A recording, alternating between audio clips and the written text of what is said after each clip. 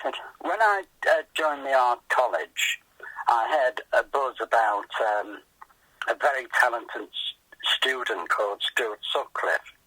Now, I've always been attracted to talented people, you know, creative people. And of course, so I've got to know him. So I got to know Stuart and his friend Rod. I was also sitting in the canteen one day, and suddenly this fellow walked past me. And I looked and I was a bit startled. He looks like a teddy boy, and look at his state of his hair and all the rest of that. And then suddenly, like a light bulb about my head, I thought, wait a minute, look at everybody else. They're all art students, and art students are really supposed to be the rebels and everything. And yet they're all dressed in duffel coats and turtleneck sweaters and things. And he's dressed like he is.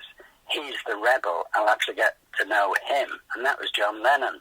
So I got to know John and took him across to the Crack and introduced him to Stuart and Rod. And the four of us used to go all kinds of places, you know, the Jacaranda, the Studio Club, and pubs and things. And also spent a lot of time with them, initially with Stuart in his Percy Street flat, and then when they moved to Gambier Terrace, I was always at the Gambier Terrace flat. And I was with John and Stuart when they first tried to work up the names, you know, and things like that.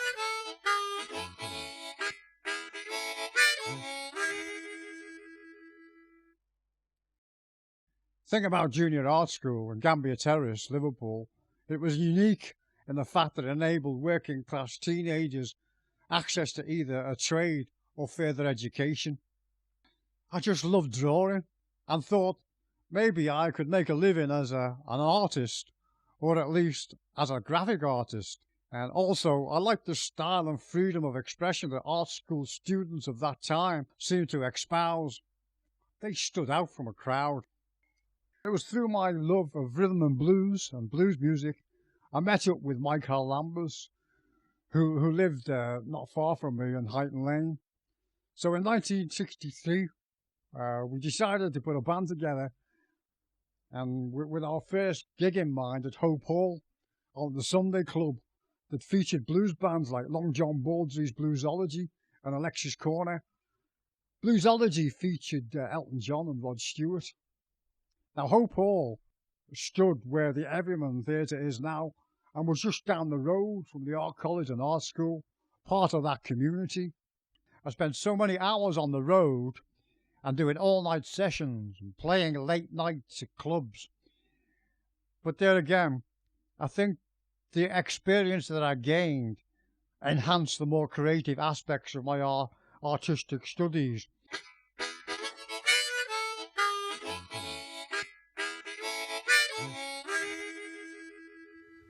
Greetings, John and Myra.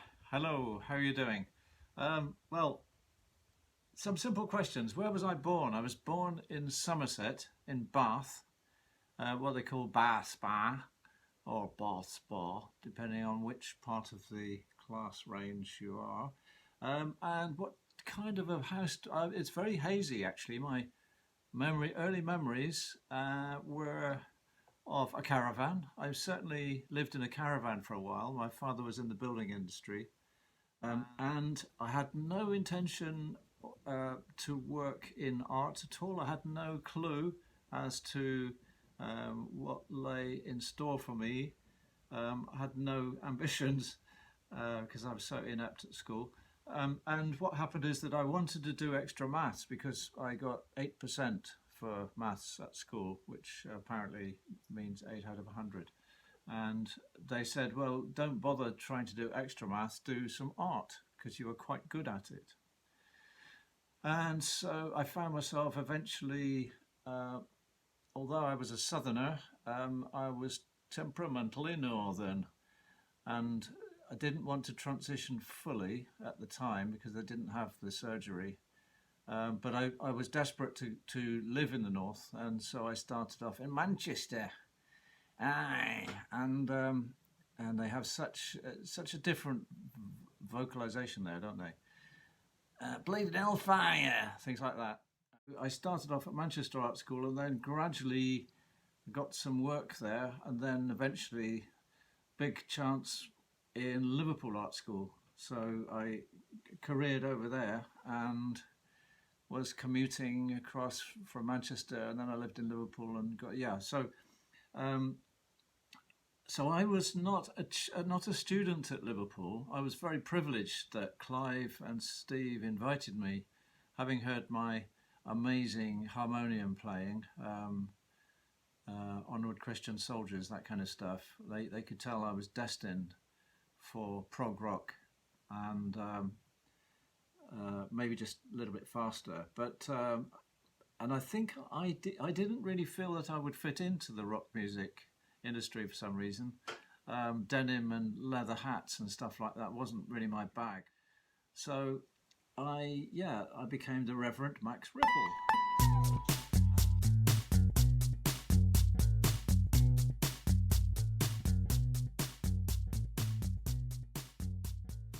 It was fun actually going to Liverpool. From the word go, I liked it. It wasn't just the fact that the Beatles had been there, although that was quite a big thing for me. It was that the culture there was so rich, and the art college itself was full of really interesting students and tutors that I talked to on the day that we visited, and I just knew that I wanted to be there. When I went for interview, John was there, John Wood from the Deaf School, and also the head of department. And they looked through my work, and he offered me a place in Deaf School straight away after we talked. And I was very excited about this because it was like art and music together, which is what I'd been looking for. So then I knew that I got to the right place to be. And I think that I needed to do art because I'd grown up, and that was kind of my own personal work. But my group work was always with friends who are musicians. And I'd grown up with that since I was about 7. And I wanted to carry on that way of life. So when the Deaf School thing came up as well, I knew I'd be looking for bands. And I played with other bands that I was in when I was in Liverpool. I played with the Edge Hill Players, who were fantastic. Dave Saunders, my tutor in art and the painting school, he was in that. And he put me in touch with the Majorca Orchestra and the Portsmouth Sinfonia. And then I ended up playing with them as well. So it all led on from there. And I knew that I would be doing music. I remember the first rehearsal that we had at Deaf School. It was in the basement. And there was at least 12 people in the band, all completely different characters, having a whale of a time. And tons of friends hanging out there. So it was like a social evening together.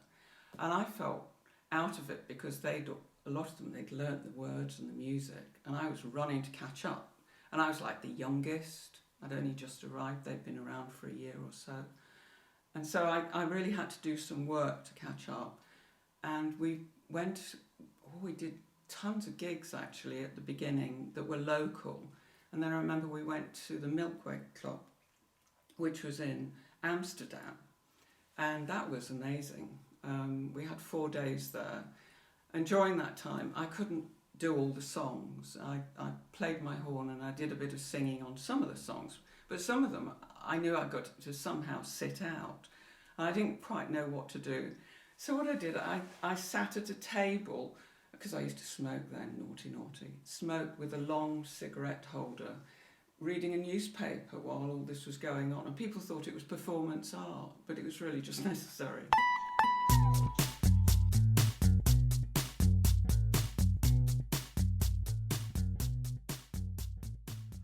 I met Clive Langer on the very first day, and we started to hang out. He was most definitely there to form a band. I went along with that, and we basically asked all the most interesting kids at the college if they fancied joining our group to perform at the art school dance. It was okay if you couldn't play. Well, that wasn't the point. Soon we were 13, including 3 tutors, 2 of whom had been on the selection committee that let me in the first place. So that was kind of neat and tidy. I never went to the art school as a route through to a musical career. No, I went there to do fine art, paint, sculpture. My intention was to go on to the Royal College of Art or somewhere like that, if possible, where, yeah, some of my fave painters like Hockney had been. Yeah, that was my intention.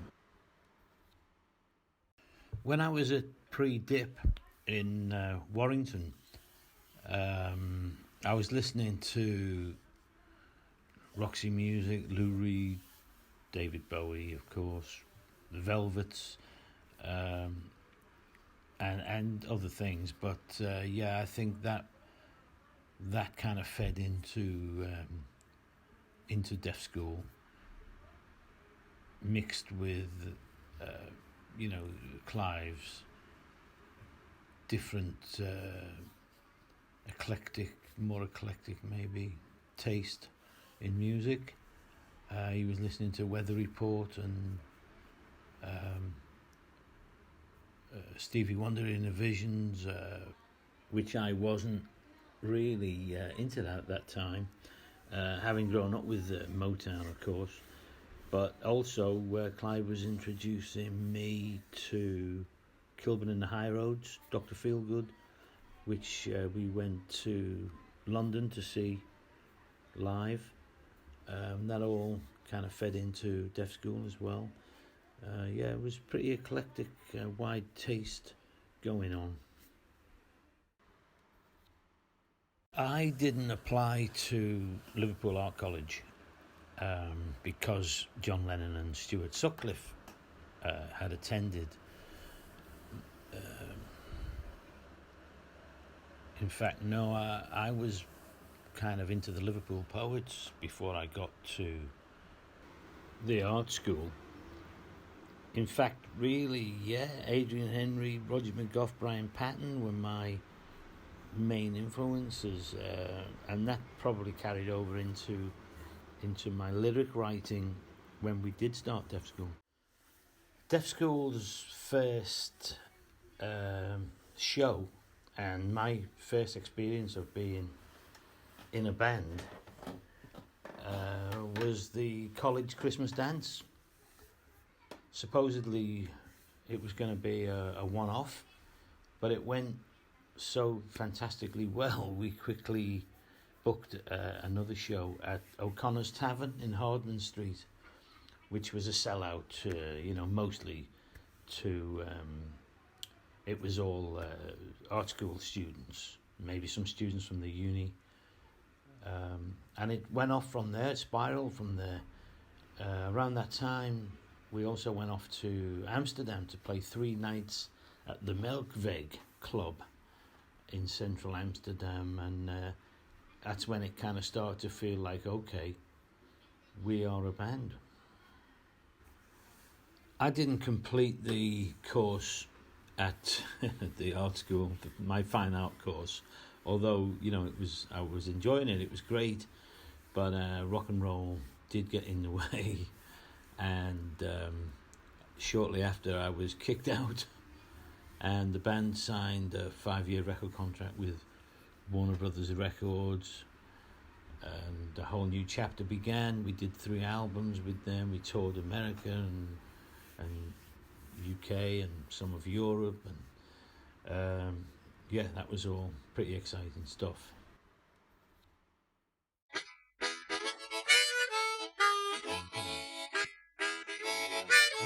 There was a knock at the door one night, and there was a guy called Adrian Lord, who lived just around the corner from me. I didn't know him. And he said, "Is that your van?" I thought he was going to say it's been wrecked or something. He said, "No." Yeah, I said, "Yes, why?" He said, "Well, I've got a band and we want someone to run us around and we'll pay you." I said, "How much will you pay me?" He said, "Well, we'll give you £2 every time you run us around," which I suppose wasn't bad in those days, £2 in 1960, something like that. So I used to run them around on a Saturday and sometimes a Sunday, sometimes during the week. And we were in the Blue Angel. They used to go to the Blue Angel. Do you know the Blue Angel? Yeah, yeah, it's still going, is it? I think it is, isn't it? Yeah. It is, yeah. Yeah, it's still going. And they used to have a grand piano as you went in on the left, and people used to get on and play, you know. Anyway, we'd done a gig, and we went to the Blue Angel afterwards for a drink, and I had a little go on the piano. And at that time, the singer in the Mojo, Stu James, his name was Stu Slater really, but he changed his name later to Stu James.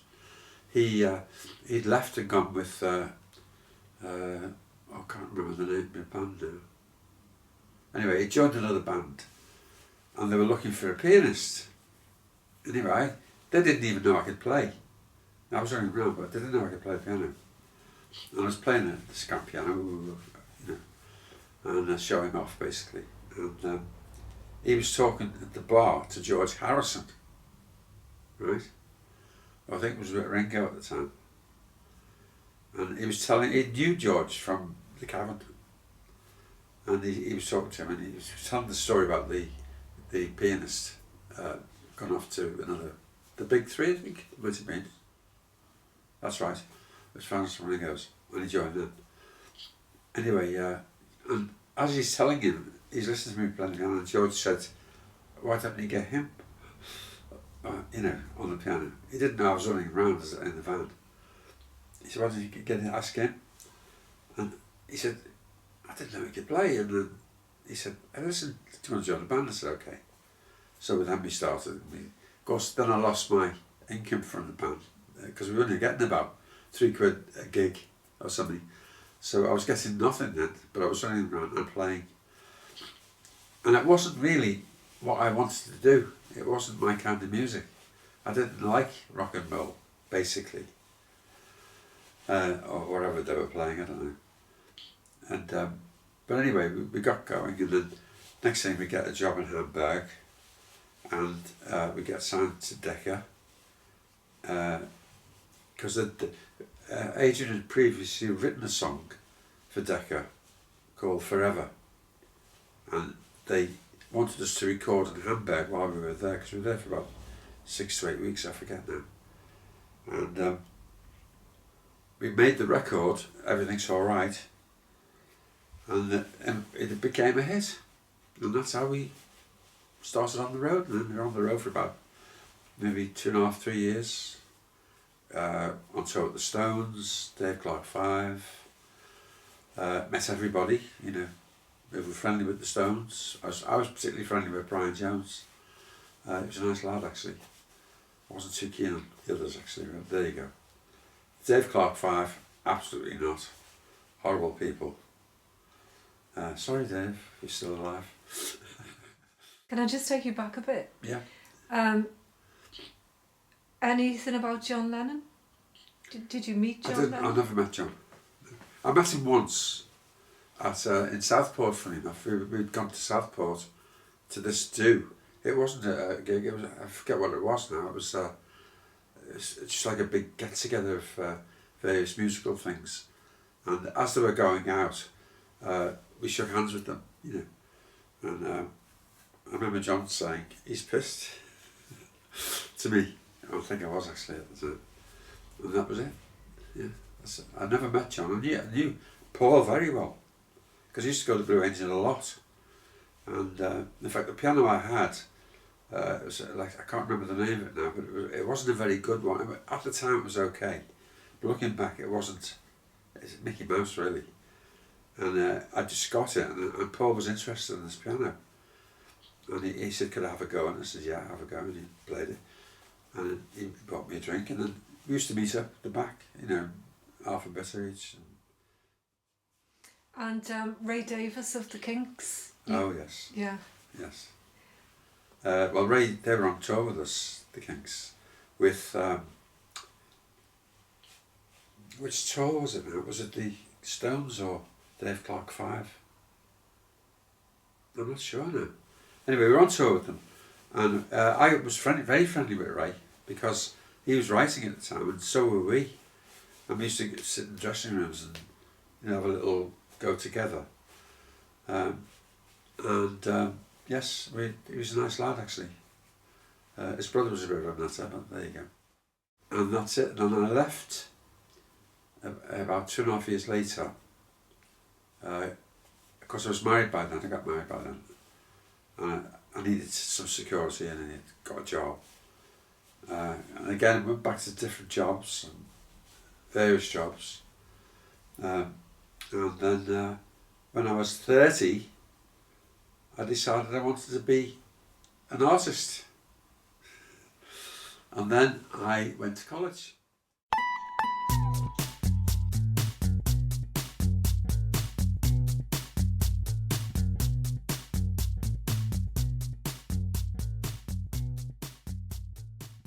I wanted to go to Liverpool Art College because I'd spent my foundation in Canterbury, which was a rather pretty, picturesque kind of town, but I was like living inside of a picture postcard. I wanted somewhere more real, more gritty, and Liverpool fitted that bill perfectly. I took a rather hefty portfolio up on the train with me, and it probably helped that I was quite cheeky at the interview. I didn't go to art college with the intention of being in a band, but I always had my guitar with me through some pretty turbulent times, and gradually I realised that was where my heart was more than the art.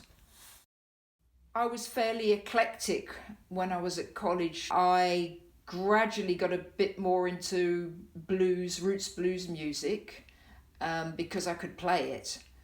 And then finally punk came along, and I still remember hearing Rattus Norvegicus by the Stranglers for the first time, and that was quite an experience. The Accelerators evolved from the core partnership between me and Martin Yarker. We started off playing with this rambling kind of blues band, but then one day we met Brian Harcombe, who offered to play drums for us, and almost from that moment on everything changed. We became the Accelerators, and we were playing very loud, fast, powerful music. We called it New Wave because at that time we considered punk bands were only playing about 3 chords, while we had at least 6. I'd say it was unusual at that time for women to be in any kind of band. I'm sure I did experience sexism, but I was so focused on playing what I was playing that I couldn't give it headroom. And sadly, the worst kind of prejudice I remember came from women in this organisation then known as Women's Lib, and they really didn't like me rocking out with a band of guys that they considered to be male chauvinist pigs. I didn't think of the music that I was doing as art. I guess I would have considered that a rather pretentious statement. However, the flyers I used to make, sneaking into the art school library and using their Xerox machine, actually, they were a kind of art form, and I probably never would have made them if I hadn't been playing that music. I'm not going to name any of my lecturers back at Liverpool Art College. Sadly, they did influence me, but not in a very constructive way. I think maybe 1 or 2 of them would even have got the sack today because they were just into hitting on female art students. As for tuition, I was just mainly left in a room and told to get on with it. I can name my art history tutor, this guy Hazelden, apparently the one who told John Lennon he had no future in music. I do think it's very important for young people to get a chance to express their creativity, and sadly that must be pretty difficult in these days of bank loans while they go to college and so on.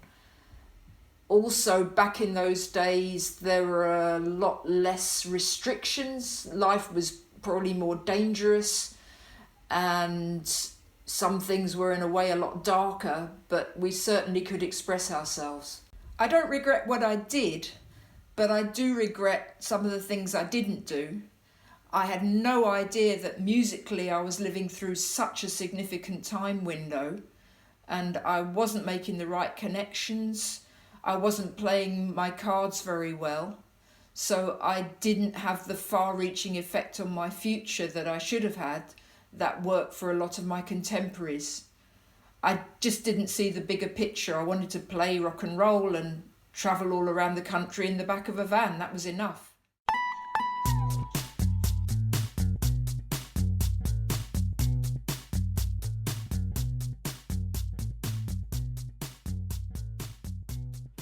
yes, I got into Liverpool. I can't remember what my folder was. I do apologise about that beep. It won't go off, but it's just adding character to this interview, isn't it? I do remember that I came across to my interview with Martin Watson, who would end up in Dock and Yachts with me, and we were both keen to start a band when we came to Liverpool. We'd been in a band at Hull Art College with Bradbury from The Special. We'd end up, next time we'd see him, we'd be on Top of the Pops with The Special. So we'd been in a band. We just formed that, I think, right at the end of the summer term at Hull Art College. And so me and Martin knew that when we get to Liverpool, let's try and form a band.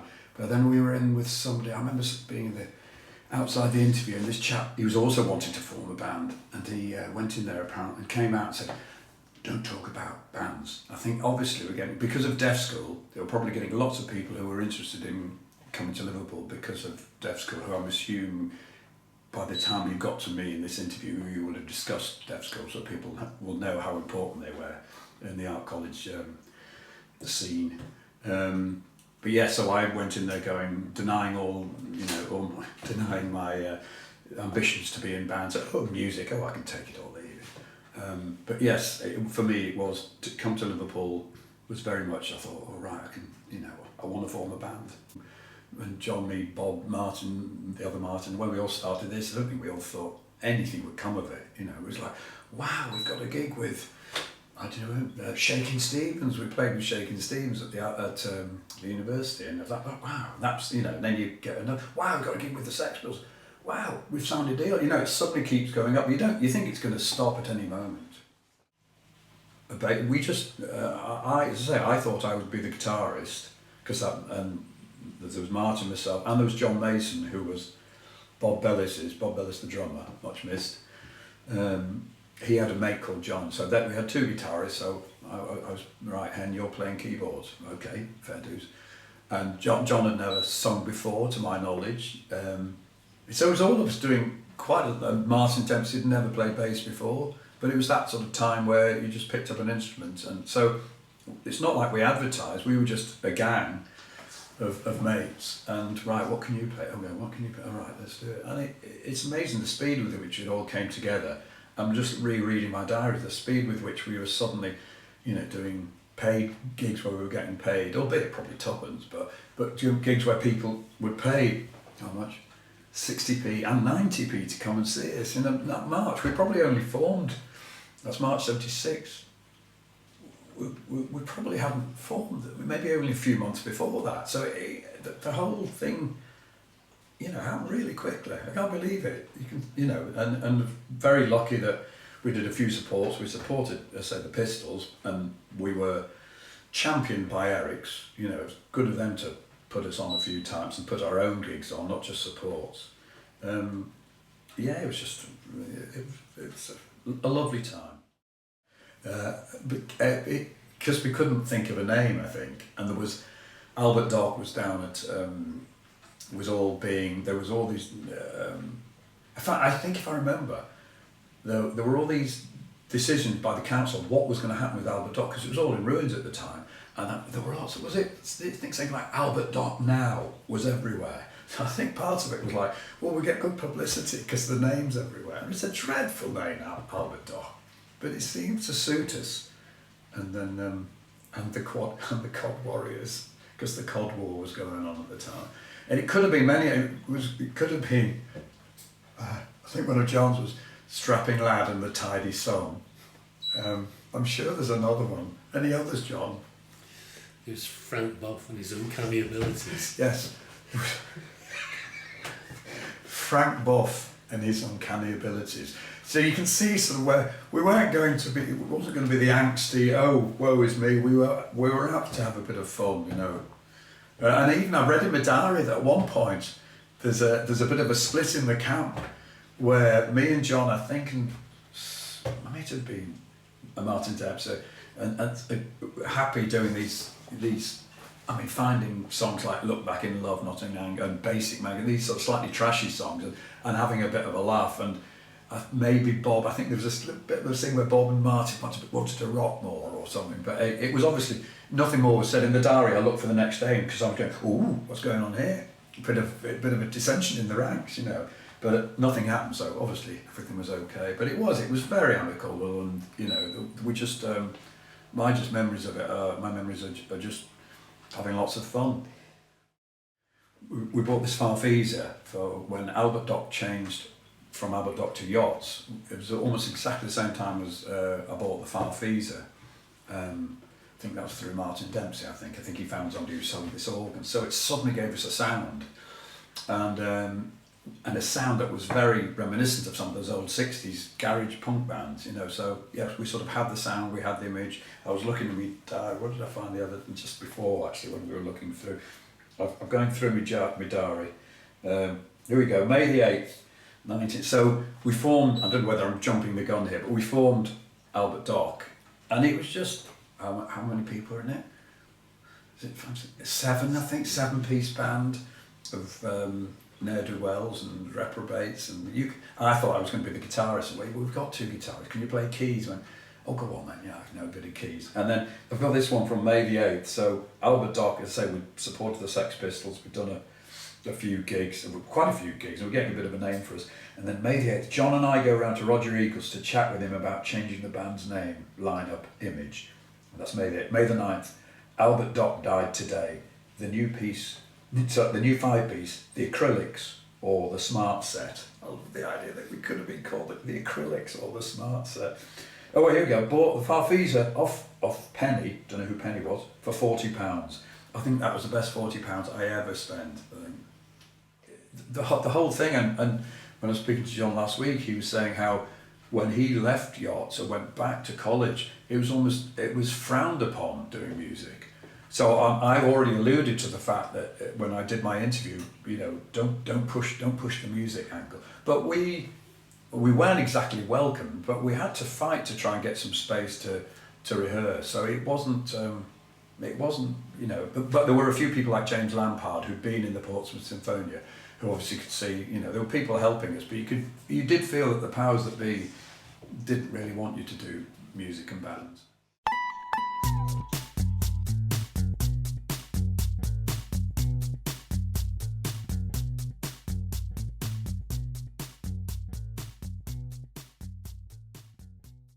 When I left school, went to do my pre-diploma in art in Leeds, which I found fascinating and quite mind-blowing because my perception of art was quite naive at the time, and we had some amazing staff there that just turned my world upside down. I then worked for a year as an apprentice stonemason, and then I went to Bretton Hall College to do art and drama, and I'd been there for the first year and decided it wasn't really for me. Although I did have a good time there, and we did do some quite crazy things there. I think we instigated what became the Yorkshire Sculpture Park because we started doing kind of Dadaist and surrealist stuff around the grounds, putting on various gigs at the Student Union building, notably people like Ivor Cutler and Lol Coxhill, whole variety of stuff really.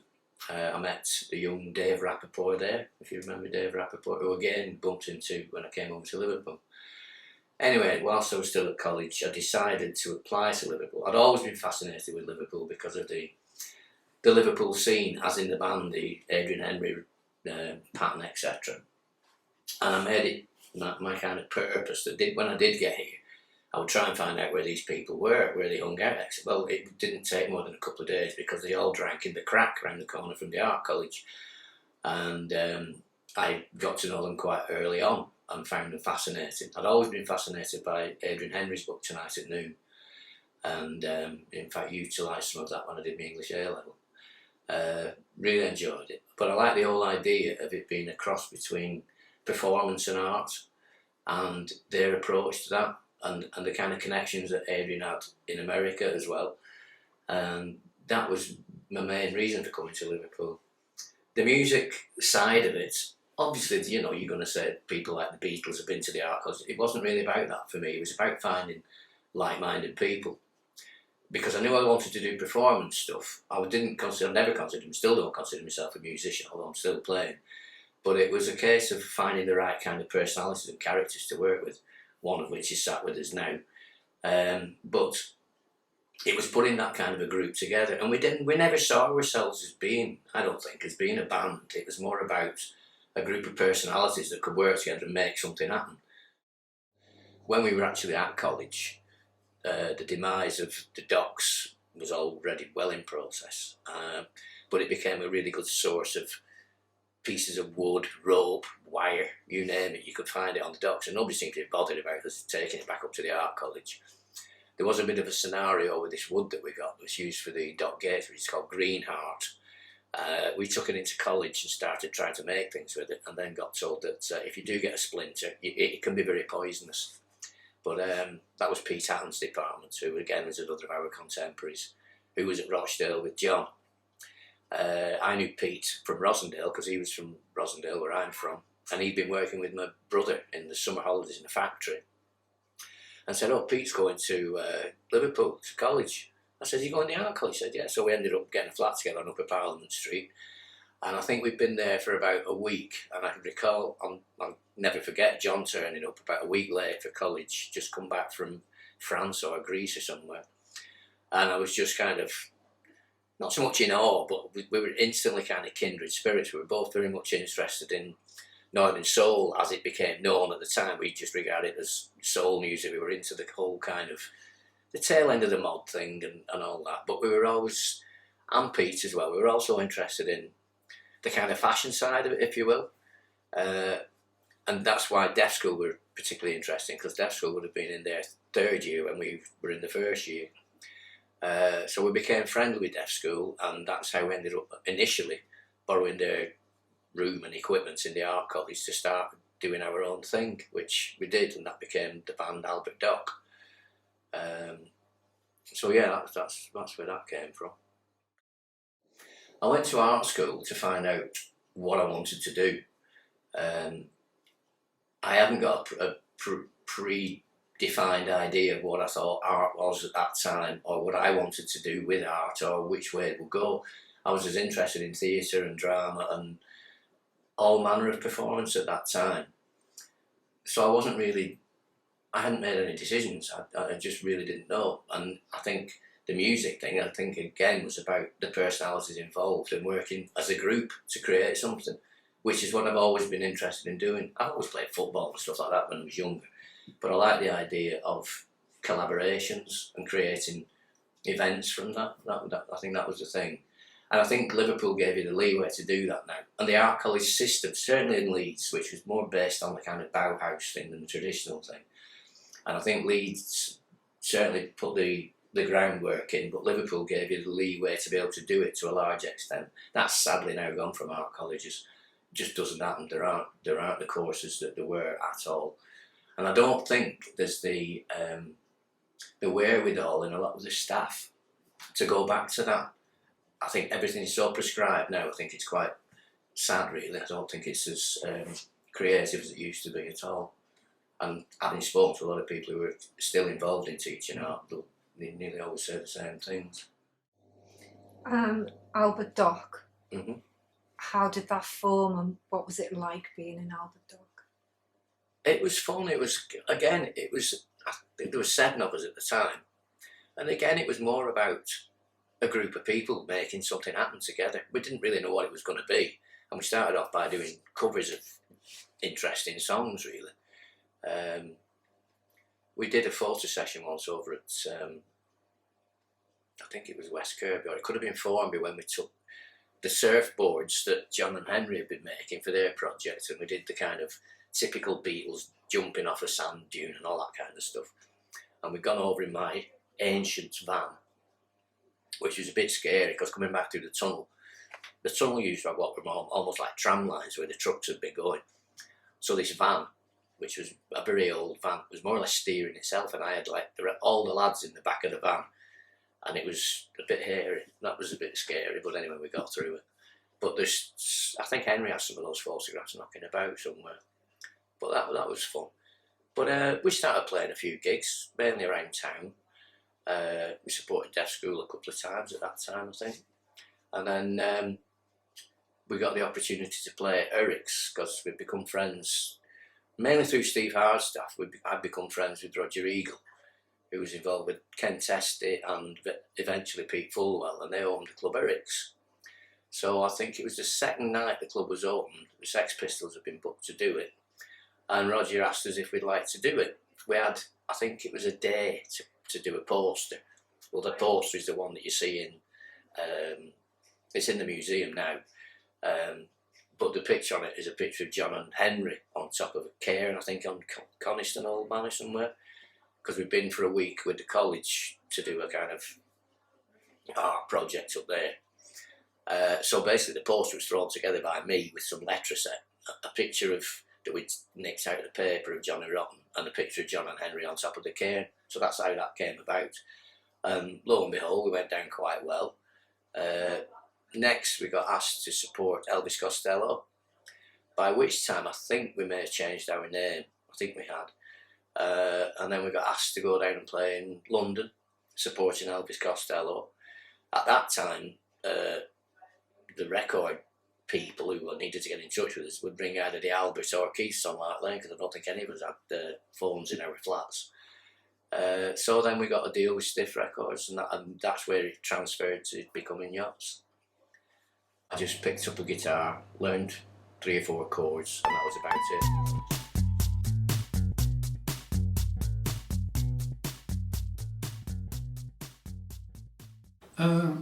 Well, I think art was the only kind of natural abilities I had. I could draw, and I remember being at a grammar school and doing A-level physics and things like that, and just thinking it's not for me. So I left and went to Rochdale pre-dip course or foundation courses, and from there I went on to Liverpool Art School.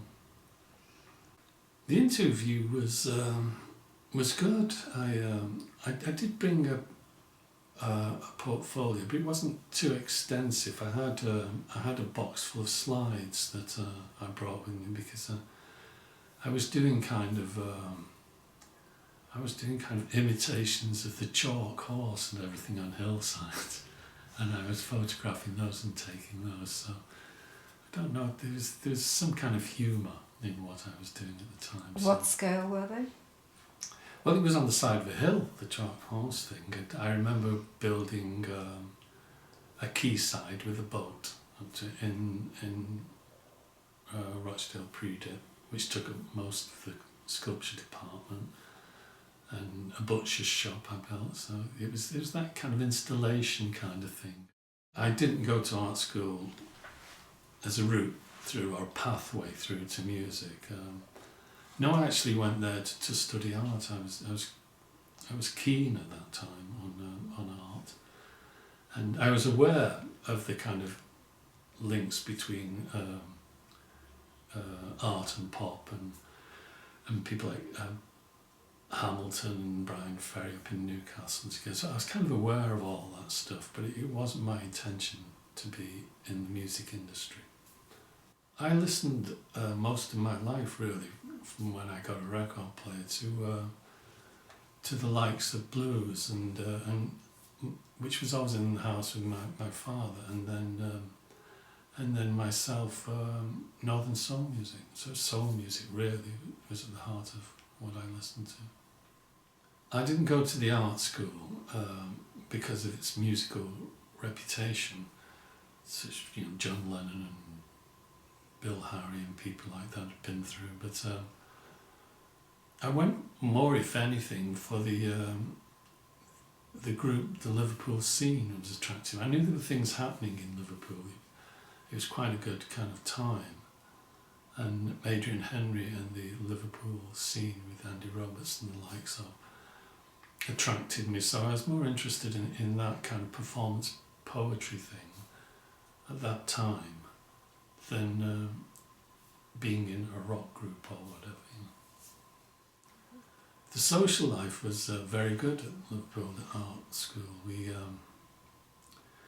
There were regular dances in the sculpture Myrtle Street building and in the main building at Hope Street. I remember being involved early on. I remember with the art school dance in Hope Street, when Albert Dock, the band, was up and running, probably at the end of the first year, early second year, there was an art school dance, and the tables were lashed together as they always were for a stage, and at one end, and there was always some kind of element of performance in it, and there was also, probably to be more accurate, there was an element of clowning involved in a lot of what we did, and we got, for that dance, we got a wardrobe, and we took the back out of the wardrobe, and when the lights went down and people announced the group were coming, we came out through the wardrobe, all of us, so I think we had some girls with us that evening that we used to call the Cod Warriors. 3 of them, I think, and 7 of us came out through the wardrobe. So I don't think there was a circuit where art school bands played, but there was kind of university entertainments, offices and things. So you got, I mean, what happened with Albert Docks, we started going out and playing at the art school first, and then getting opportunities to play, I think, a couple of times with Deaf School, dates outside the art school. And then Social Sex would get to see you around and all that, and would let you support somebody who was maybe playing the Montfort Hall at the Liverpool University. And then there's a whole network of Social Sex, so your name gets around a bit, and you start getting offered concerts in other universities and other colleges. So it's that college circuit, really, that was quite successful for us. When we played supporting the Sex Pistols at Eric's club, we were rehearsing at the time at Eric's regularly. So we were downstairs rehearsing for the concert that evening when the Sex Pistols arrived, and it was a kind of a split venue that evening. There's a stage upstairs and one downstairs, and the Sex Pistols were playing upstairs. So they came and were sound checking there, and we were downstairs. But the poster that was issued for the concert was with speech bubbles coming out of the mouth,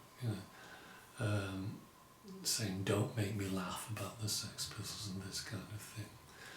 So I think there was a slight anxiety about who we were with the Sex Pistols. When they came down to see us, they were a good bunch of chaps, so there was no problem with anything. Pete Fulwell, I'm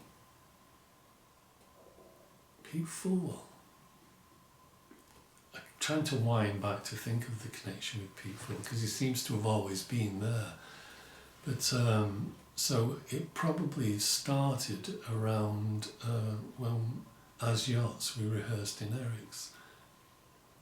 And Peter was one of the owner of Eric's, so he got to know us there, and he also had a little independent record label called Inevitable, which he ran from his kitchen at home with groups like War Heat on there and such forth. So Pete was managing War Heat, and he heard that I had left Yachts because for various reasons. I mean, I wanted to finish the course at the art school, and my father was ill at the time, so it was a bit impractical moving around with the group. So they're probably much better without me anyway. But Pete came around to the flat and said, or should I say apartment, and said, you should put a group together, and I'll pay for you to go into Amazon Studios at the time and make a single. So that's what we did. We'd had a kind of loose group, called It's a Material, that we played, that we made fun records with, really mostly just in the house. But we did actually release one called Young Man. But So that's kind of how it started. It was a relationship through Eric's and through Inevitable Records, and on through then to management. He managed me through the rest of my career in music. There was a piano in Myrtle Street, and we were getting serious about writing things and playing at home in the flat. So I don't know where we got this harebrained idea from, but we thought we could take the piano and they wouldn't mind, because it just stood in the corner there for so long. So we get a friend with a van, and we wheeled the piano out of Myrtle Street into the van and took it home. And then probably about 6 weeks, 2 months even later, without the piano returning, we started to get letters from Mike Yeomans insisting that we brought the piano back because it was now property, and then threats from the legal department of the college to bring the piano back.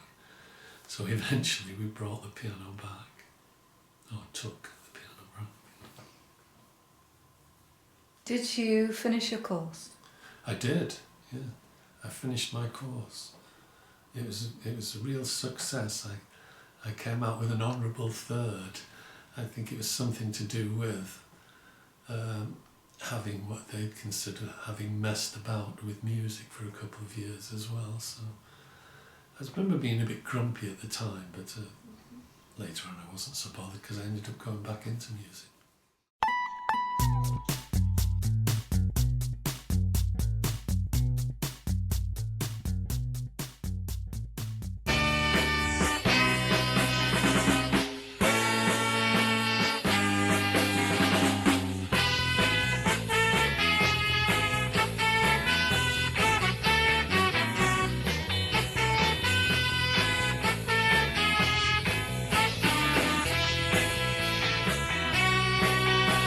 When we meet in the midnight hour, country girl, I will bring you night flowers, coloured like your eyes, in the moonlight, in the midnight hour. I remember your cold hand, held for a moment among strangers, held for a moment among dripping trees, in the midnight hour. I remember your eyes, coloured like the autumn landscape, walking down muddy lanes, watching sheep eating yellow roses, walking in city squares in winter rain, kissing in darkened hallways, walking in empty suburban streets, saying goodnight in deserted alleyways in the midnight hour.